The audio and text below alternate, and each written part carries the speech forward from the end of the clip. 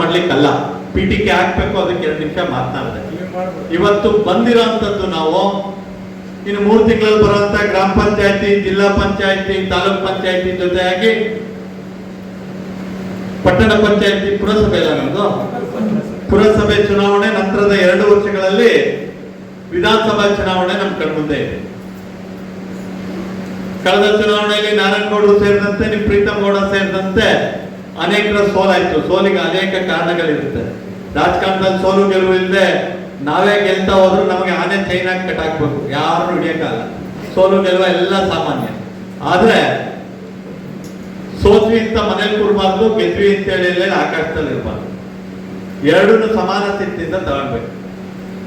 ಈಗ 3 ವರ್ಷ ಆಯ್ತು, ಗೆದ್ದಂತವ್ರಿಗೆ ಅವಕಾಶ ಕೊಟ್ಟಿದ್ರು ಜನ, ನಾವು ಎಲ್ಲ ಅವ್ರಿಗೂ ಅವಕಾಶ ಮಾಡಿಕೊಟ್ಟಿದ್ವಿ, ಕೆಲಸ ಮಾಡಿದ್ರು. ಹಂಗಂತ ಮುಂದಿನ 2 ವರ್ಷ ಹಂಗೆ ಕೂರ್ಬೇಕಾ? ನಾವು ಚುನಾವಣೆಗೆ ತಾಲೀಮ್ ಶುರು ಮಾಡಬೇಕು ಅಂದ್ರೆ ಯಾವ್ದಾದ್ರು ಒಂದು ಕೆಲಸ ನಮಗೆ ಪರಿಪಕ್ವವಾಗಿರೋಂಥ ಸಿಗ್ಬೇಕು. ಅದು ಸಿಕ್ಕಿರೋಂಥದ್ದು ಯಾವುದು ಅಂತ ಹೇಳಿದ್ರೆ SIR.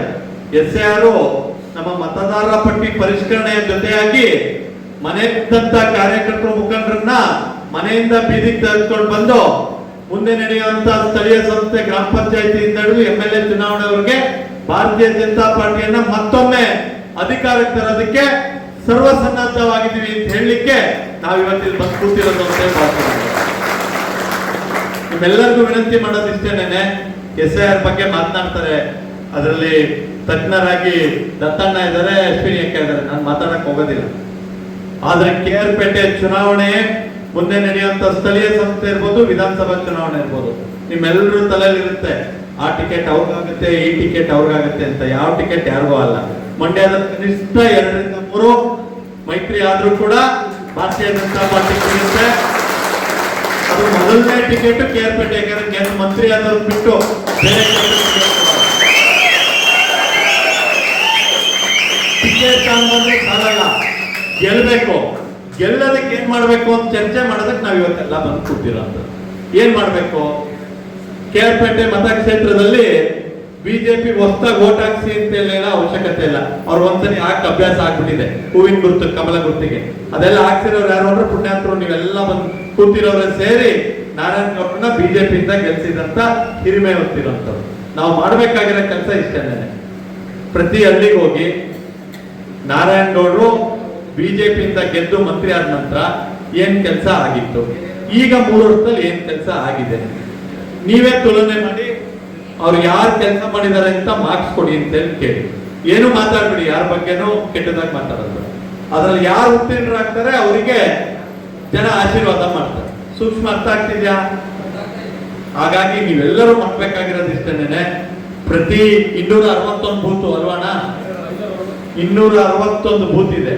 261 ಬೂತಲ್ಲಿ ನಾನೇ ನಾರಾಯಣಗೌಡರು, ನಾನೇ ಮೋದಿ, ನಾನೇ ನಿತಿನ್ ನಬೀನ್ಜಿ, ನಾನೇ BY ವಿಜೇಂದ್ರಣ್ಣ ಅಂತ ಹೇಳಿ ಇವತ್ತು ಈ ಸಭೆಯಿಂದ ಹೊರಗೋಗ್ಬೇಕಾದ್ರೆ ತೀರ್ಮಾನ ಮಾಡ್ಕೊಂಡು ಹೋದ್ರೆ ಗ್ರಾಮದಲ್ಲಿ ಕನಿಷ್ಠ 5 ರಿಂದ 10 ಜನ ಕಾರ್ಯಕರ್ತರು ಸಿಗ್ತಾರೆ. ಬಿಜೆಪಿ ಅನ್ನೋರು, ನಾರಾಯಣಗೌಡರು ಅನ್ನೋರು, ವಿಜೇಂದ್ರಣ್ಣ ಅನ್ನೋರು, ನಮ್ಮ ಊರಲ್ಲಿ ನಾವು ಬಿಜೆಪಿ ಕಟ್ಟಬೇಕು ಅಂತ ಹಠ ಮತ್ತು ನಮ್ಮ ಭಾಷೆಯಲ್ಲಿ ಹೇಳಿದ್ರೆ ಹೇಳಿ ಚಟ. ಕರೆಕ್ಟ್ ತಾನೆ? ರಾಜಕಾರಣ ಹಠ ಚಟ ಇರೋಂತ 50 ಜನ ನೀವು ಒಂದಾದ್ರೆ 261 ಬೂತ್ ಅಲ್ಲಿ 15 ಬುಕ್ ಹೆಚ್ಚೆ ಆಗ್ಬೋದು. ಪ್ರತಿ ಬೂತ್ ನಲ್ಲೂ ಕೂಡ ಭಾರತೀಯ ಜನತಾ ಪಾರ್ಟಿಗೆ ಲೀಡ್ ಕೊಡುವಂತ ಕಾರ್ಯಕರ್ತರು ಮತ್ತು ರಾಜಕಾರಣ ಮಾಡುವಂತ ನಾಯಕರುಗಳು ನಮ್ಮ ಜೊತೆ ಇದ್ದಾರೆ. ಅವರೆಲ್ಲರಿಗೂ ಮಾಡ್ಬೇಕಾಗಿರೋದು ಇಷ್ಟೇನೆ. ನಾರಾಯಣಗೌಡರು ಸ್ವಲ್ಪ 3 ವರ್ಷ ಸೋತಿದ್ದೀನಿ ಅಂತ ಬೇಜಾರಲ್ಲಿದ್ರು, ಚೂರ್ ನಿದ್ದೆಗೆ ಜಾರಿದ್ರು. ಇವತ್ತು ಮಹೇಶ್ ಅಣ್ಣ ಮೈಸೂರಿಂದ ಬಂದಿದ್ರು, ಪ್ರೀತಮ್ ಗೌಡರು ಬಂದಿದ್ರು, ಅವ್ರಿಗೆ ಎಚ್ಚರಿಕೆ ಮಾಡ್ಕೊಟ್ಟು ಹೋಗವ್ರೆ, ಕಾಫಿ ಕುಡಿಸವ್ರೆ, ಇನ್ ಫುಲ್ ಆಕ್ಟಿವ್ ಆಗಿರ್ತಾರೆ. ನಾವೆಲ್ಲರೂ ಸೇರಿ 261 ಬೂತಲ್ಲೂ ರಾಜಕಾರಣ ಮಾಡಕ್ ಸಿದ್ಧ ಆಗ್ಬೇಕು ಅಂತೇಳಿ ಯೋಚನೆ ಮಾಡ್ಬೇಕು. ನಾರಾಯಣಗೌಡರು ಗೆದ್ದಾಗ ಸನ್ಮಾನ್ಯ BS ಯಡಿಯೂರಪ್ಪ ಸಾಹೇಬರು ಮುಖ್ಯಮಂತ್ರಿಯಾಗಿ ಯಶಸ್ವಿಯಾಗಿ ತಮ್ಮ ಹುಟ್ಟಿನ ತಾಲೂಕಿಗೆ ಸಾಕಷ್ಟು ಕೆಲಸವನ್ನ ಮಾಡಿದ್ದಾರೆ. ನಾರಾಯಣಗೌಡರನ್ನ 2ನೇ ಸಲ ಬಿಜೆಪಿಯಿಂದ ಗೆಲ್ಲಿಸಿದಾಗ BY ವಿಜೇಂದ್ರರವರು ರಾಜ್ಯದ ಮುಖ್ಯಮಂತ್ರಿ ಆಗಿರ್ತಾರೆ. ಇನ್ನಷ್ಟು ಕೆಲಸಗಳು KR-ಪೇಟೆಗೆ ನಮ್ಮ ಮಣ್ಣಿನ ಮಗನ್ ಬಿಟ್ಟು ಬೇರೆಯವ್ರನ್ನ ಗೆಲ್ಸಿ ನಮ್ಗೇನ್ ಸಿಗುತ್ತೆ? ಹೌದಾ ಇಲ್ವಾ? ವಿಜೇಂದ್ರ ಅವರು ಯಾವ ಮಣ್ಣಿನ ಮಗ? ನಾರಾಯಣಗೌಡರು ಯಾವ ಮಣ್ಣಿನ ಮಗ?